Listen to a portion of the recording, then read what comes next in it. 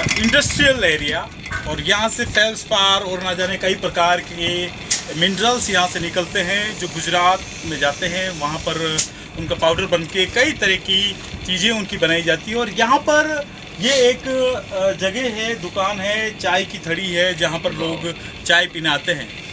राजस्थान में अप्रैल के महीने से पारा बढ़ने लगता है और इस पारा बढ़ने के साथ ही लोग चाय भी दोपहर 12 बजे के बाद में ज़्यादा पीने लगते हैं। अभी जब हम यहाँ से गुजर रहे थे तो इस चाय की होटल पर लोग हमें चाय पीते हुए नज़र आए। गर्मी गर्मी को काटती है, इतनी तेज धूप और गर्मी, और उस गर्मी में गर्म चाय। जहाँ लोग ठंडे की बात करते हैं, आइसक्रीम की बात करते हैं, वहाँ यहाँ पर चाय पी जा रही है। रीज़न क्या है?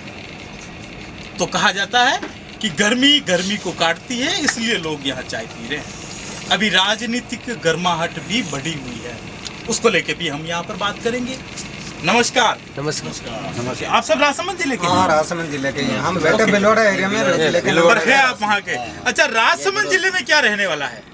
राजसमंद जिले में वहाँ पे क्या रहने वाला है? वहाँ भी तो इलेक्शन है। सीट पे कौन निकलने वाले हैं राजसमंद सीट? तो यही रहने वाला है बीजेपी। क्या है यहाँ का चुनावी माहौल? लोग किस तरफ जा रहे हैं?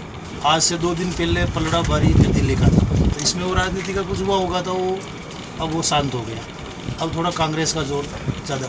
यहाँ के मुद्दे क्या है बड़े? आप उन मुद्दों बड़े मुद्दे, एक तो मेन मुद्दा तो ये इंडस्ट्री लगा, हम इससे खुश हैं, हमको रोज़गार भी मिल रहा है। वो बात नहीं कि नहीं मिल रहा है, जो मेन ये जो अभी डस्ट उड़ रही है, ये यहाँ का आप फोटो लो, ये पेड़ पौधों का लो, कुछ भी लो, कहने का मतलब एक पौधा भी सही ढंग से नज़र नहीं आ रहा है। होलसेलर कंपनी के अंदर काम करते हैं लोडिंग वाले, और सब लोकल है। अभी इनका जो हाल हुआ ना, अगर होलसेलर के अंदर जाके देखेंगे, इनका जो बेचारे लोडिंग वाले हैं मजदूर, ये 40-50 रुपये टन पैसे लेते हैं, मिट्टी डाल के 50-50 कट्टे के। उनको पीने का पानी दरअसल वो होलसेलर वाला नहीं देता है। पीने का पानी तो मिलना चाहिए। अब पीछे जाके उसका इंडस्ट्रीकरण देखे तो खेती का ये क्या माहौल है वहाँ का। खेती के ऊपर डस्ट जम रही है, पेड़ पौधों के ऊपर डस्ट जम रही है। हमारी किधर सुनवाई? किसान लोगों की सुनवाई थोड़ी है, कोई सुनवाई नहीं है। तो एक तो आप कह रहे हैं कि इस इंडस्ट्री की वजह से रोजगार तो मिला है, हाँ, लेकिन यहाँ के पर्यावरण को सबसे बड़ा नुकसान का हो रहा है। मेन मुद्दा वही क्योंकि इस इंडस्ट्री का आपने एक नुकसान बताया है पर्यावरण के ऊपर। यहाँ की जो खेती है, फार्मिंग है, किसान जो है, उनको इस इंडस्ट्री से फायदा है या नुकसान है? किसानों को क्या फायदा है? किसानों को फायदा क्या है? किसानों को तो नुकसान है। हमने कितनी बार इधर मतलब पुलिस अधिकारी भी आए हुए हैं, हमने मारपीट की, कुछ भी की, तो हमने क्या, उसके पहले तो उनके बंडल पहुंच गए, तो फिर हमारी सुनवाई होगी कैसे? कहाँ से ला के देंगे उनको? पैसे अपने पास किधर पैसे है यार? मजदूरी करने वाले के पास क्या? अधिकारी लोगों का पेट थोड़ी भर सकते हैं क्या? पर्यावरण है एक तो मेन तो मुद्दा, और हमारे जो लोकल है मजदूर है, तो उनकी कुछ होनी चाहिए, उनकी भी सिक्योरिटी होनी चाहिए थोड़ी, तो बीमा होना चाहिए। अभी ऐसा नियम के आधार के हिसाब से अभी जो हमेशा ये गाड़ियाँ लोडिंग कर रहे हैं, तो कंपनी वाला इनको कुछ सहूलत देनी चाहिए, बीमा कुछ कराना चाहिए, फिक्स रखना चाहिए, कुछ तो करना चाहिए। कंपनी वाली जवाबदारी देती है, कहने का मतलब। अभी ये समझो 50 रुपये टन का ले रहे हैं, बरोबर है, तो दूसरा कोई 40 रुपये में आ रहा है, तो हाँ तुम भर देना, तुम कल से आना मत। ऐसा थोड़ी चलता है क्या? हमेशा तो ये भर रहे हैं, और 40 वाला आ रहा है तो उसको बुला देंगे, तुम आना, तुम भर लेना। ऐसा नहीं चलता, कहने का तो क्या है कि ऐसा ये माहौल ऐसा ही है। बहुत ही मुद्दे की बात ये कही है, और शायद आज दिन तक इस इलाके का ये मुद्दा कहीं तक नहीं पहुंचा है, जिस पर आज ध्यान आकर्षित किया है यहाँ के एक छोटे दुकानदार ने। आपने यहाँ का मुद्दा बताया है पर्यावरण को लेकर, और दूसरा सबसे बड़ा मुद्दा बताया है मजदूरों को लेकर। मजदूरों के लिए 5-6 कानून बने हुए हैं।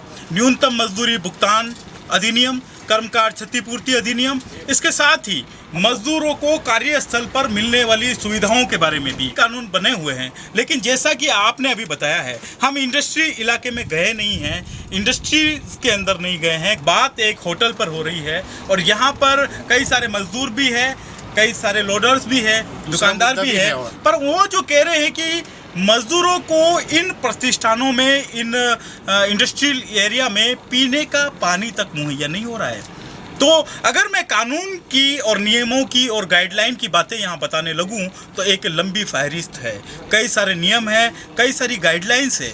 मज़दूरों के रहने के, आवास की जगह से लेके, पीने के पानी से लेके, उनको जो है स्वच्छ वातावरण मिले और समय पर मजदूरी का भुगतान हो, और मजदूरी भी बढ़े, न्यूनतम मजदूरी भुगतान तो उनको हो ही, साथ ही कई तरह की सुविधाएं हैं जो मिले, इसके लिए कई कानून बने हुए हैं लेकिन उनके इम्प्लीमेंट कहीं कहीं यहाँ पर नहीं हो रहे हैं। साथ ही इस इंडस्ट्री से यहाँ के पर्यावरण पर विपरीत असर पड़ रहा है। यहाँ के लोगों की मांग है कि पर्यावरण को सुरक्षित करने के लिए और संरक्षित करने के लिए कानूनी प्रावधानों के तहत सरकार ऐसा दबाव बनाए कि ये इंडस्ट्री के लोग यहाँ पर पर्यावरण को सुरक्षित रख सकें। हाँ, आप कुछ और कह रहे थे। और ये कह रहे हैं कि जो सरकारी ज़मीन है, चरनोट है, तो उनके ऊपर फैक्ट्रियों वालों को डस्ट डालने की क्या अधिकार है? वहाँ पर कोई अधिकार नहीं है। उनका जो ज़मीन लो तो तुम दिक्कत लो, उनकी खातेदारी है, उधर डालो डस्ट। अभी जितनी है सारी है जो सब चरनोट की ज़मीन है, वह कहीं भी रोड के पास भी पूरे डस्ट ही डस्ट डाली हुई है। तो ये भी मतलब प्रॉब्लम ही है ना।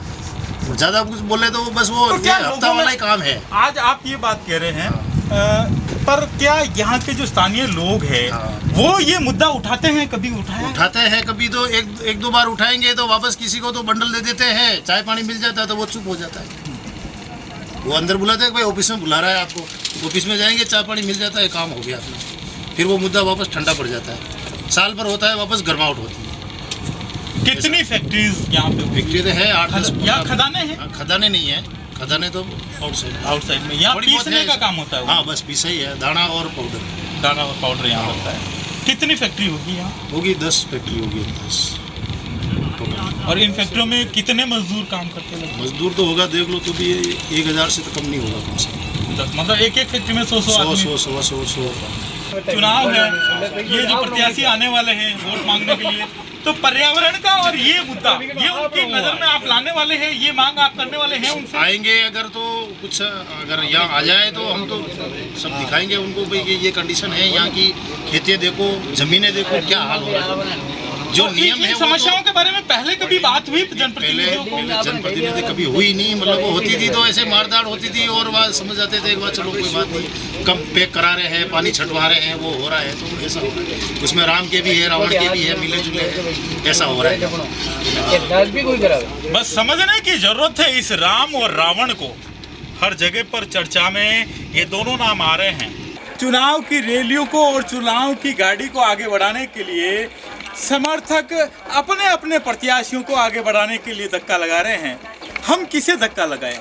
हमें ये ट्रैक्टर मिल गया है तो हम इस ट्रैक्टर को ही धक्का लगा रहे हैं। जयपुर ब्लॉक की मुकुंदा ग्राम पंचायत का ये गांव है मासिंगपुरा। राजनीति की क्या चर्चा चल रही है? किसका पलड़ा भारी है यहाँ पे? आप आओ हाल तो कोई आए थे हाल कांग्रेस का पलड़ा यहाँ भारी है। किस कारण से है? पहले से ही कांग्रेस के ही वोट है यहाँ पे या? हेलो, पहले से ही है तो ज्यादा लोग कांग्रेस को चाहते हैं यहाँ पे। अरे आ रहा मैं ट्रैक्टर लेने। बीजेपी वाले भी होंगे यहाँ पे? बीजेपी वाले है पर ज्यादा कांग्रेस के। और पीतलिया के भी थे, लादूलाल पीतलिया के भी थे यहाँ पे। तो वो लोग किधर जाएंगे अब? उनके तो फार्म उठा लिया ना, फार्म उठा लिया, तो अब का वोट करते जाएंगे। आप क्या वोट दे दिया? पर अटे तो आप कह रहे हैं कि मासिंगपुरा में कांग्रेस का ज्यादा है, ठेठू ज्यादा है, अभी भी दे रहे जी। सही बात है। आगे तो मेन है जो तो जनता को बस में कांग्रेस आई, मेन आदमी तो जनता को साथ मोदी तो भाई गोड़ तो वो है, भांगड़ो पे जान फूटे तो कई ठेठू पंक्चर कर दिए। सही बात है। तो बच्चे वो फंक्तियों बनने है कि नहीं है? ये बताओ, फंक्तियों तो आप लोग बनाओगा ना? वो तो आप क्या भाई पंक्चर भर के बना? माँ का बनाओ, माँ का क्या थोड़ा बनाओ। आगे तो सारी से पंक्चर जो बढ़िया खेलो वे जो बनाना चाहिए। ए भाई सब्सक्राइब करो डेली राजस्थान चैनल को। आप सभी डेली राजस्थान चैनल को सब्सक्राइब करो।